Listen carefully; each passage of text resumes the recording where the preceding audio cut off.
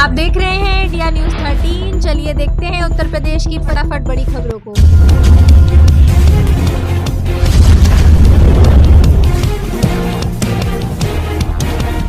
योगी सरकार ने गरीबों को दी बड़ी राहत। केवल 2.5 लाख रुपए जमा करने पर एलडीए फ्लैट का दे रहा है कब्जा।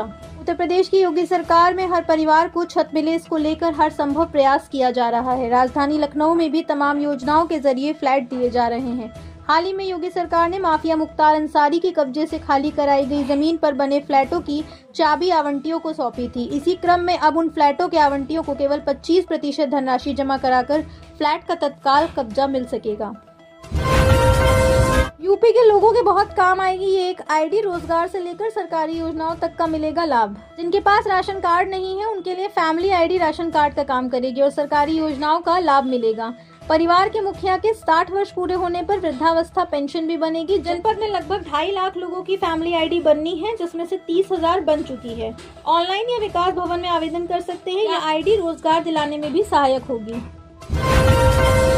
यूपी पंचायत चुनाव से पहले 35,706 मतदाताओं का सूची से हट गया नाम। वोटर लिस्ट में हो रहा सुधार। मिर्जापुर में पंचायत निर्वाचक नामावली 2025 के पुनरीक्षण में डुप्लीकेट मतदाताओं की जांच चल रही है। 2,94,323 संभावित डुप्लीकेट मतदाताओं में से 1,96,641 की जांच हो चुकी है, जिसमें 35,706 मतदाताओं का नाम सूची से हटाया गया है।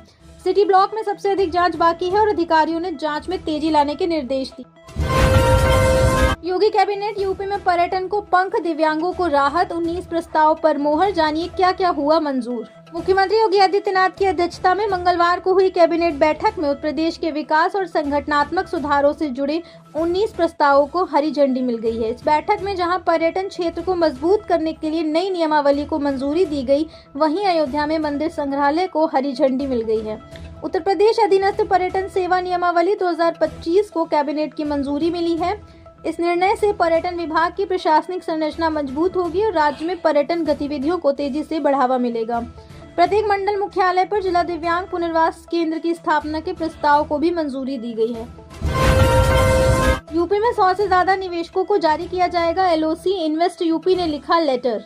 राज्य में औद्योगिक निवेश को बढ़ावा देने के लिए 100 से अधिक लंबित आवेदनों के लिए जल्द ही एलओसी जारी किए जाएंगे। इन्वेस्ट यूपी ने औद्योगिक विकास विभाग को पत्र लिखकर जीबीसी 5 से पहले इन प्रस्ताव को शामिल करने का अनुरोध किया है। वर्तमान में विभाग हर महीने 10 एलओसी जारी कर रहा है, लेकिन इन्वेस्ट यूपी का लक्ष्य निवेश को बढ़ाकर 6 लाख करोड़ रुपए करना है, जिसके लिए भूमि की रिपोर्ट मांगी गई है।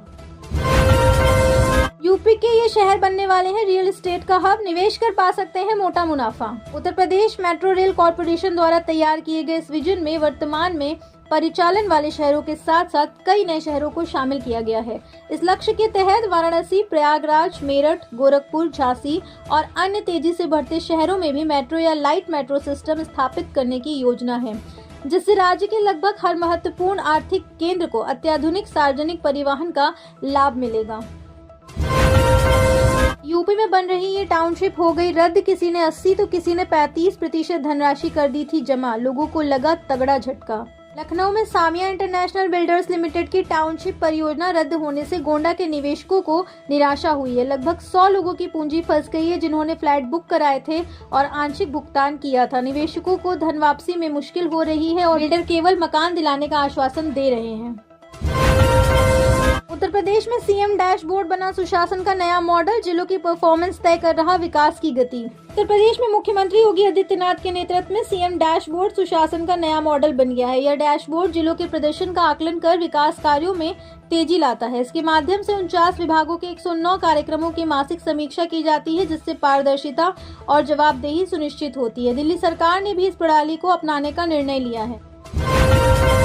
उत्तर प्रदेश बीजेपी अध्यक्ष के चयन की उल्टी गिनती शुरू। 7 दिन में मिल सकता है नया मुखिया। इन नामों की चर्चा तेज। उत्तर प्रदेश में अध्यक्ष पद के लिए प्रत्याशित निर्णय ले सकती है पार्टी। दलित पिछड़ों की राजनीति के बीच ब्राह्मणों को साधने या किसी महिला नेता को आगे लाने पर विचार कर रही है। 2027 के विधानसभा चुनाव में सपा की चुनौती को देखते हुए भाजपा जातीय समीकरणों को साधने का प्रयास कर रही है। यूपी के 13 जिलों के अधिकारियों को कड़ी चेतावनी, एक्शन में आए आयुक्त। यूपी में सचिव राजस्व व राहत आयुक्त डॉक्टर ऋषिकेश भास्कर याशोद फसल क्षति राहत वितरण में लापरवाही पर 13 जिलों के अधिकारियों को चेतावनी दी है। उन्होंने 24 घंटे के अंदर इसे बांटने के निर्देश दिए हैं। इसके साथ ही रैन बसेरों और ठंड से बचाव के लिए रियल टाइम मॉनिटरिंग के निर्देश दिए हैं। इसके लिए राहत आयुक्त कार्यालय द्वारा इसके लिए ऐप बनाया गया। आप देख रहे हैं देश का number 1 Hindi news channel India news 13, मतलब भारत की आवाज।